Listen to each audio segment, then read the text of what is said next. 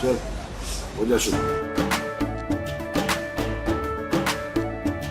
केसरिया से मन जोगी हुआ रे, दिल झूमे देखो पतवारा हुआ रे, दिल झूमे देखो पतवारा हुआ रे।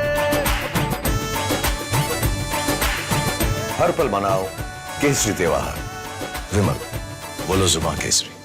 किसी का मानसिक संतुलन बिगड़ जाए, किसी पार्टी का या किसी व्यक्ति का, तो उसके लिए प्रधानमंत्री या भारतीय जनता पार्टी जिम्मेदार नहीं हो सकती है। प्री पोल अलायंस में 293 आता है, कंप्लीट मेजोरिटी रहती है, कंफर्टेबल मेजोरिटी रहती है, तब भी उनको माइनॉरिटी की गवर्नमेंट लगती है। तो इसको पे मैं और क्या कहूंगा, प्रभु जल्दी ठीक करो। जी सर, जिस तरह से क्लैश नहीं है जी आरएसएस बीजेपी में कभी क्लैश नहीं हो सकता है। आरएसएस हमारा आइडियोलॉग रहा है। आरएसएस से निकल के हमारे दो प्रधानमंत्री बने हैं। आरएसएस कभी हमारे मामलों में इंटरफेयर नहीं करता है। आरएसएस के मामलों में हम इंटरफेयर नहीं करते हैं, लेकिन आरएसएस की हर बात हम सुनते हैं और हमारी हर पॉलिसीज पे वो निगाह रखते हैं और हमें सलाह देते हैं। आरएसएस एक तरह से भारतीय जनता पार्टी का फ्लैशलाइट है। देखिए, धर्मेंद्र प्रधान जी ने पहली बात कि नीट स्कैम है कि नहीं, इस पे प्रश्न चिन्ह है, जिसको अब सुप्रीम कोर्ट खुद मॉनिटर कर रहा है।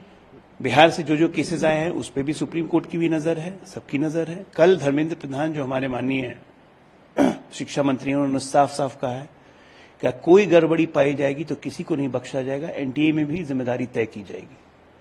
पहला डिसीजन हुआ ग्रेस मार्क्स का, जो एनटीए ने लिया था, उसको हमारे शिक्षा मंत्री ने और भारत सरकार ने हटा के रीटेस्ट करने का फैसला किया है, जिसको सुप्रीम कोर्ट ने माना है।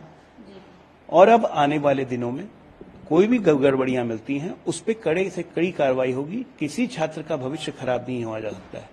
ये मोदी सरकार है, कभी नहीं होगा ऐसा। नहीं, वो हेट स्पीच नहीं थी, वो भारत को तोड़ने वाली स्पीच थी। वो स्पीच का कंटेक्स्ट था Kashmir is a separate state other than India. ये हेट स्पीच नहीं थी। और एलजी साहब को बहुत बहुत धन्यवाद कि उन्होंने प्रोसिक्यूशन करने के लिए अपनी परमिशन दे दी है।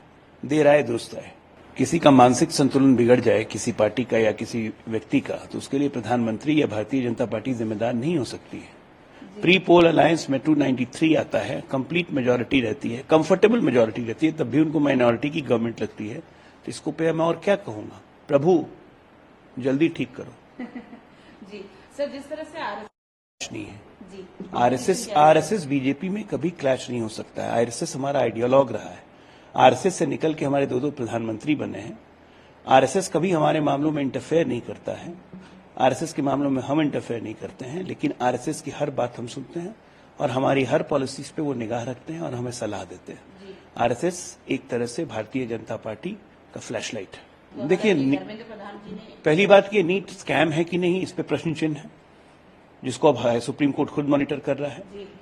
बिहार से जो केसेस आए हैं उस पे भी सुप्रीम कोर्ट की भी नजर है, सबकी नजर है। कल धर्मेंद्र प्रधान जो हमारे माननीय शिक्षा मंत्री, उन्होंने साफ साफ कहा है कि कोई गड़बड़ी पाई जाएगी तो किसी को नहीं बख्शा जाएगा, एनटीए में भी जिम्मेदारी तय की जाएगी।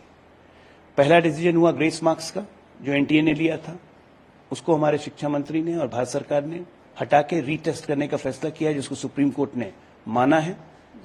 और अब आने वाले दिनों में कोई भी गड़बड़ियां मिलती हैं उस पर कड़े से कड़ी कार्रवाई होगी। किसी छात्र का भविष्य खराब नहीं हुआ जा सकता है। ये मोदी सरकार है, कभी नहीं होगा ऐसा।